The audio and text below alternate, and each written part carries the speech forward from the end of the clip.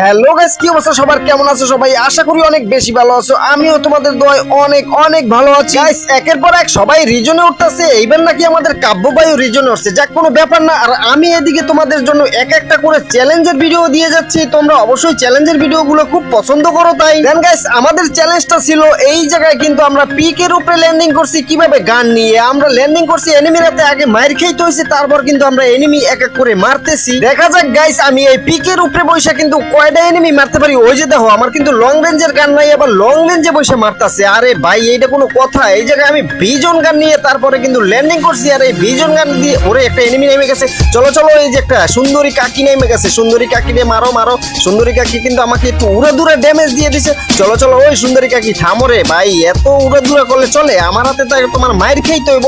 Finally কিন্তু সুন্দরী কাকি রে আমি মাইরা দিছি। গাইস, ফাইনালি আমার 2 কিল ডান। এর ভিতরে দেখি এক কাকাই কিন্তু ল্যান্ডিং করে ফেলাইছে। অলরেডি 108 এর একটা হেডশট দিয়ে কিন্তু কাকারে মাইরা দিছি।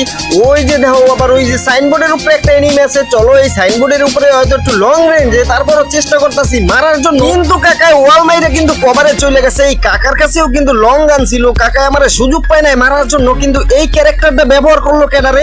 ওই যে ভাই এনিমি আয়া পড়ছে। চলো চলো, নিচের থেকে আইছে। ওর কাছে সম্ভবত লং রেঞ্জের গান আছে। আরে বাইরে ভাই, এক্সএমএট পাইয়া গেছি। চলো, কাকার নিচে আরো একটা এসে পড়ছে। আর হেডশট আর হেডশট, কাকারে এমন হেডশট মারছি ভাই, তোমরা তো দেখতেই পারতাছো।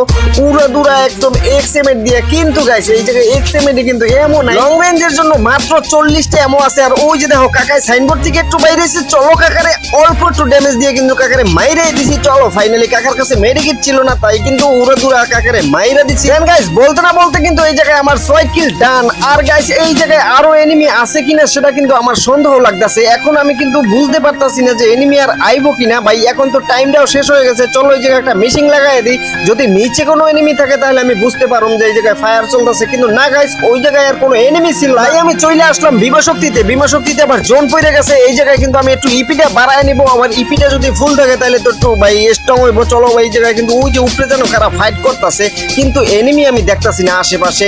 ওইদিকে আরে না রে ভাই, বক্সের ধারে কোনো এনিমি নাই। দেন গাইস, আমার সন্দেহটাই ঠিক ছিল। ওই যে ভাই বলছিলাম না যে একটা এনিমি আছে। চলো, ফাইনালি এনিমিটারে অনেক ড্যামেজ দিয়ে দিছি। কিন্তু ভাই হঠাৎ করে দেখি আমার পিছন দিক দিয়ে কে জানি একটা হেডশট মাইরা দিছে। এইটা কোনো কথা ভাই? মাত্র একটা কিল, এই একটা কিলে আমার দিয়ে শুরু করলি ভাই।